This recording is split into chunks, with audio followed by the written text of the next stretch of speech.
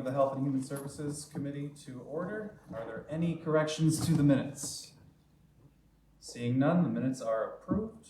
We have a short agenda today. I'd like to welcome Commissioner Merrick to talk about a personnel resolution in the Department of Social Services. Thank you very much. Once again, I'm talking about the temporary assistance employment area. Again, as I told you last time, it's about 2.5 years ago, we brought that program into the Department of Social Services. Again, they were a contract agency with OCC for 25 years. And it's taken us a while to get it all right-sized and figure out exactly how we were going to reprogram the area.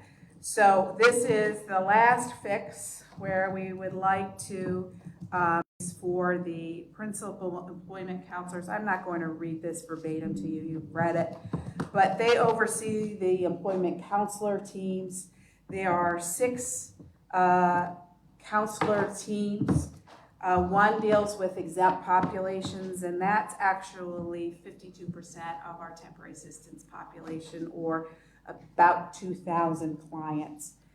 And why I'm talking a lot about the exempt and SST is another line of work, is that when this was with OCC, there wasn't a lot of focus on people who couldn't work. And so we really have built up those staff and really focused on how do we make sure that these exempt employees are assessed, make sure to see if it's a short-term disability and link them with appropriate community services, or if it's long-term, make sure they're linked with appropriate community services. But they really transition into our Social Security transition team.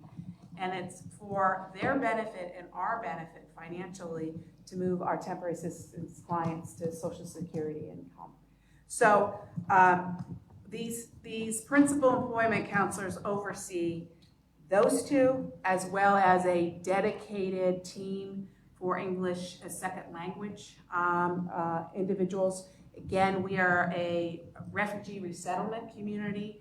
So one of the benefits to refugees coming into this community, they're automatically eligible for public benefits.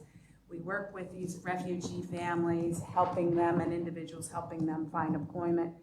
And then finally, there are 2 teams that deal with what we call non-exempt, meaning they don't have any disabilities, they're able to work, and we really work with them to figure out, okay, how do you put a resume together?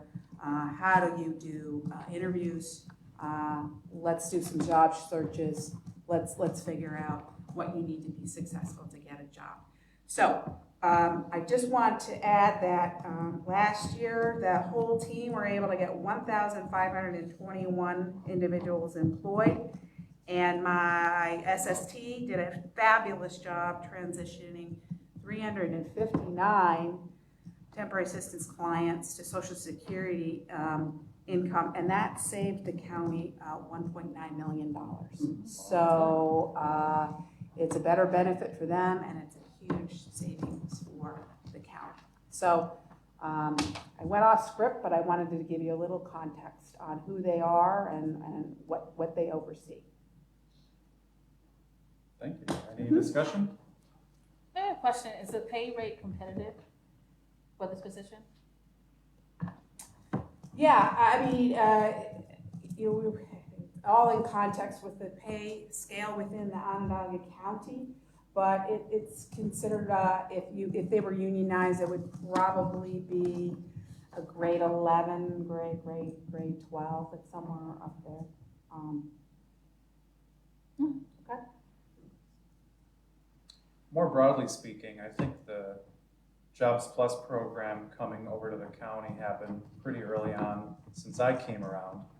And my understanding is that there's been quite a bit of cost savings from absorbing that program rather than what we used to pay to OCC. Could you speak to that a little bit and the fiscal impacts of what we've seen in the last few years?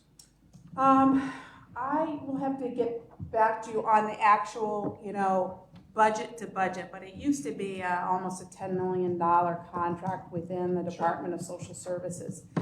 And what we're able to do is we're able to leverage the temporary assistance reimbursement rate for our employment staff, as well as charge the maximum on what we call the FFFS, which is the flexible fund for families.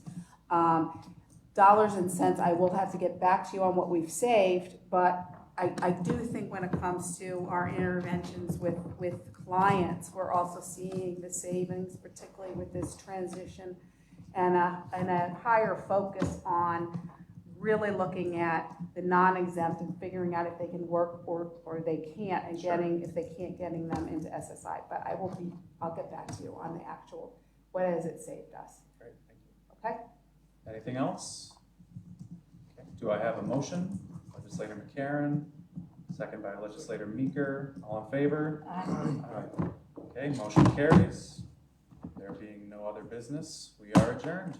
Well, thank you for a 5-minute meeting. I appreciate it. And Something actually got accomplished. and A lot of these my private meetings, nothing.